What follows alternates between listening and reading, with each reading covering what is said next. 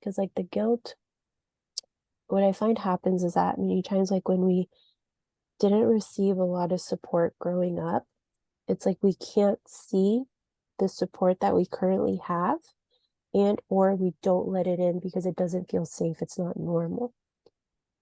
So it's like once we start opening up to like we get to be supported, and support's going to look different depending on where we're at.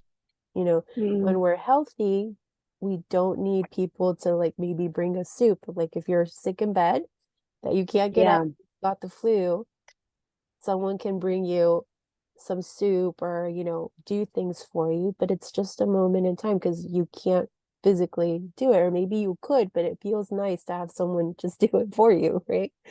And think of like, what's the cost? What is it costing me? And is the guilt, because sometimes like it's like we feel guilty, but our guilt doesn't allow people to step up for us. And if like Yeah. as a child we felt like a burden to our parents, that also blocks the receiving. Mm, When we really love people, like when you think of someone that you really love and they were to call you and say, "Hey, I'm not feeling well. I need some food. Can you bring it to me?" Do you feel called to going to help that person? And does it feel like a burden? no. It Yeah. doesn't, because there's love. So it's kind of like flipping that around and training our mind to see I'm not a burden for people that are in my life. Or if you start to feel like a burden, say, "Hey, I'm starting to feel this. I know it comes from childhood, but I just want to make sure, like, do I feel like a burden to you?" And then maybe we're going to find that we're not. Like, it's just our perception because that's the filter that's been in there for a really long time. And then the mind starts easing up and like, oh, they actually love me and they want to support me. And it's like, oh, okay, let me remember it's just a perception, and perceptions can be shifted. It's not a burden. I'm projecting onto this person maybe the burden that I felt when I was asked to do something that I didn't really want to do.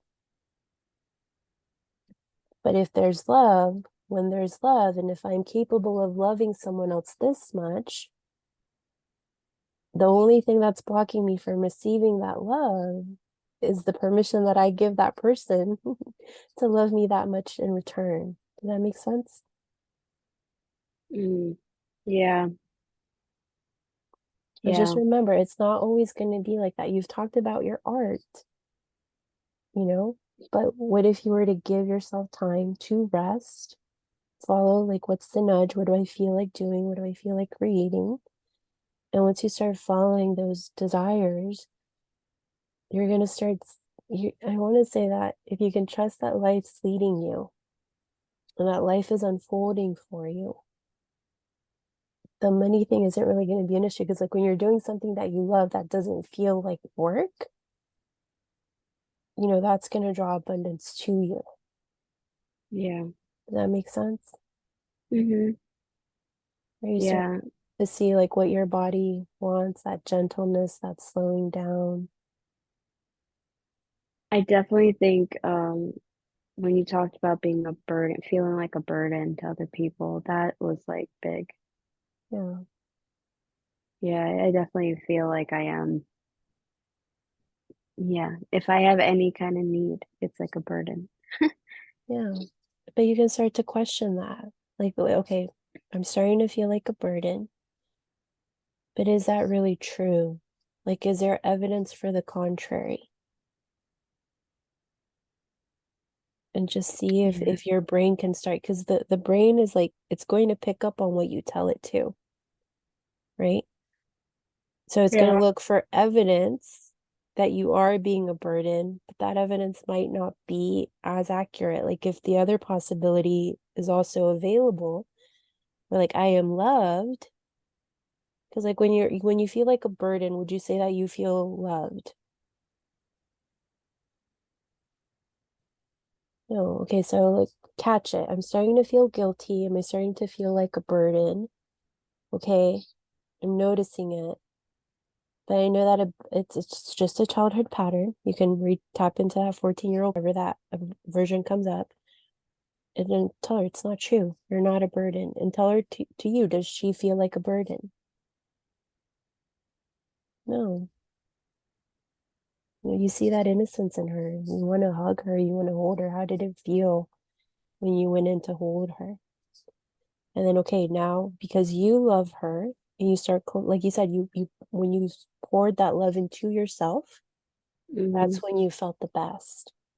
So it's like the more love we pour into ourselves, that's going to be reflected back to us in our relationships, in our work environment and everything. And anytime something else that isn't that comes up, it's like, okay, it's just a blast from the past. Create awareness around it. What do we need to hear? What do we need to know? And then shift over to like, that doesn't have to be true. How can I step more into love and allowing people to show me that they love me? Yeah. Can you say that one more time? The last part. I forgot how I said it exactly. But we do You have a said replay. But the essence was like the more we love ourselves, the more other people, it's going to be a higher probability that other people are going to mirror that back to us.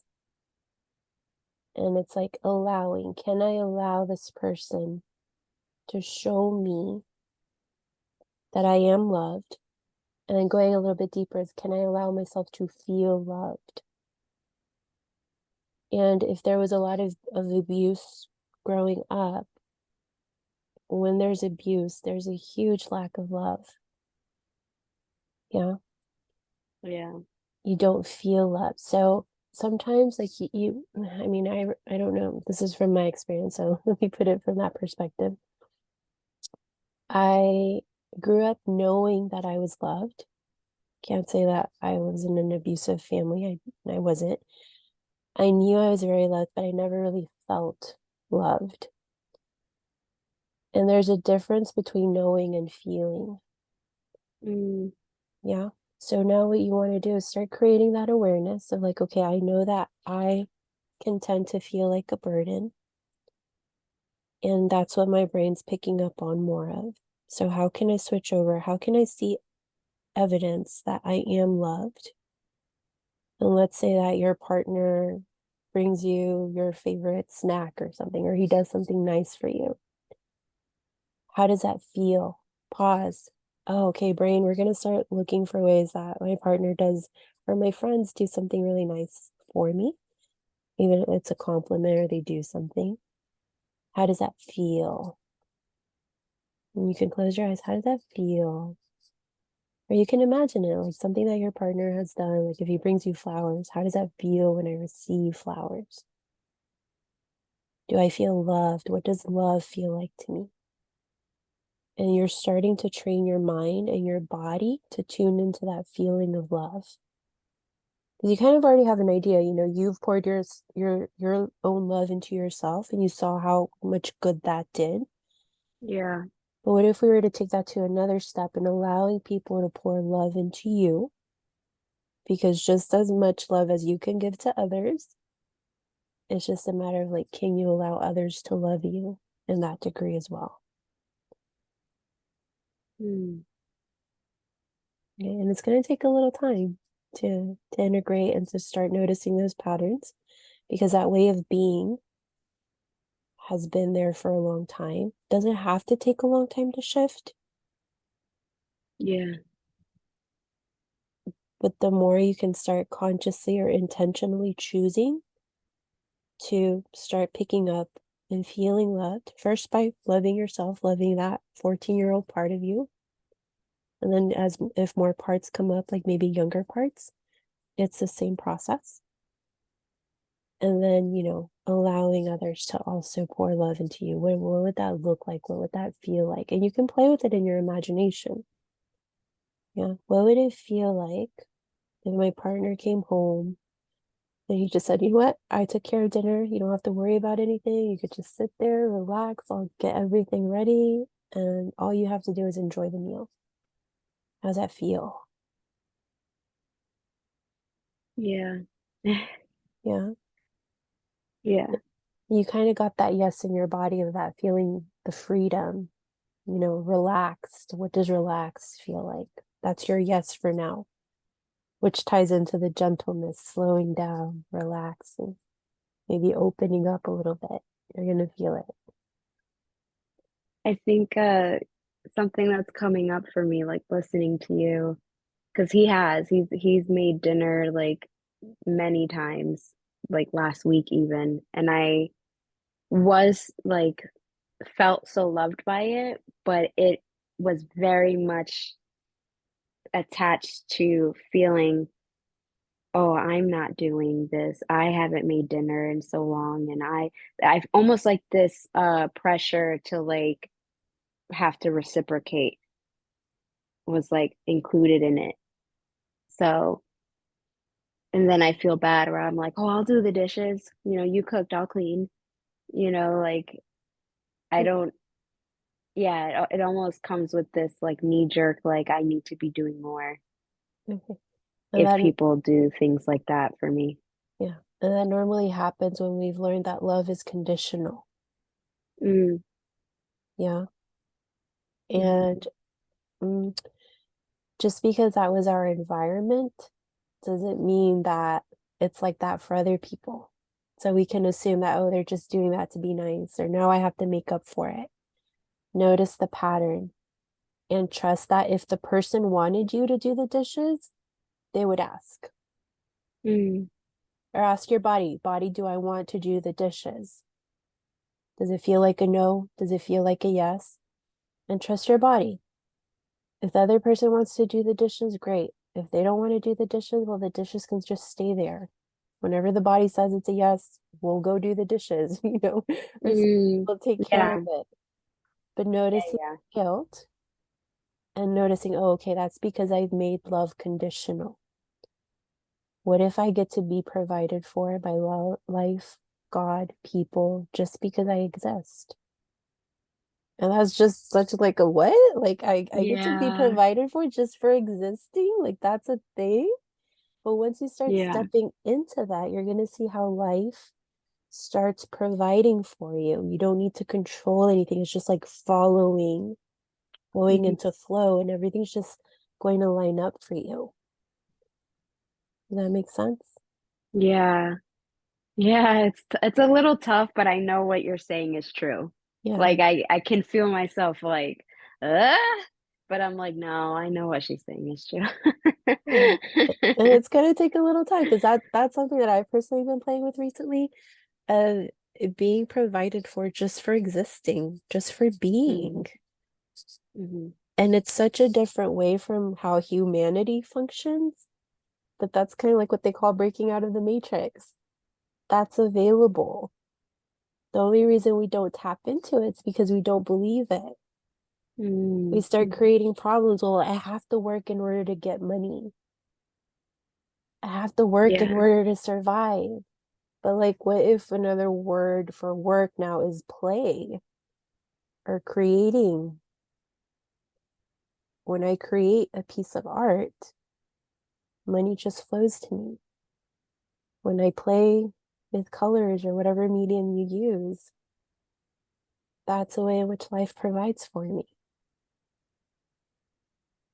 It takes a little bit of work in the beginning, but once you start seeing that evidence, and like I'm telling you, things can shift really, really quickly. It's just Mm, creating that awareness. And again, okay, I'm looking for evidence. I'm not a burden. I am loved. God, life, universe, show me how loved I am mm, and help me receive that. Help me accept it. Help me let it in and see what happens. yeah. I love that. Yeah. Thank you. You're welcome. Thank you for listening to this episode. I hope you enjoyed it. If you're interested in receiving guidance to help you trace, identify, and heal the root of anything you've been wanting to know more about, I invite you to visit my website, www.giniesalcedo.com, or my Instagram page. My handle is @GenieSalcedo, for more information on how to book your one-to-one root cause guidance session. Thank you so much, and I'll see you next time.